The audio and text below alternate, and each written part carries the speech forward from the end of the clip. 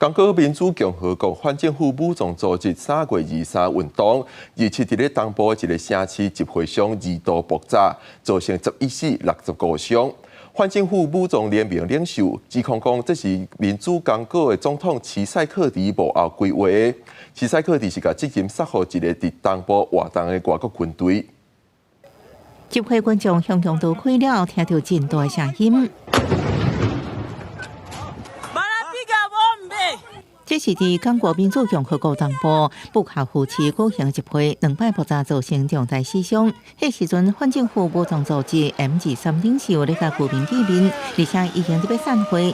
反政府武装联盟领袖指控民主刚果总统齐塞克迪撤回这摆行动。Nous disons que cet acte ne restera pas sans conséquences.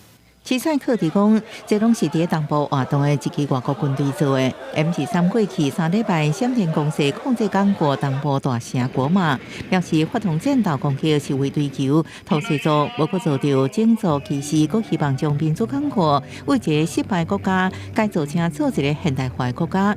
联合国专家指出 ，M23背后支持的是卢安达，至少派出4千个军力支援。卢安达伫殖民时期的种族文化，暗中帮助 M23 自2009年3月23成立，伊的目的是保护投射组，对抗民主刚果内底的糊涂组。公视新闻，恩文玲报道。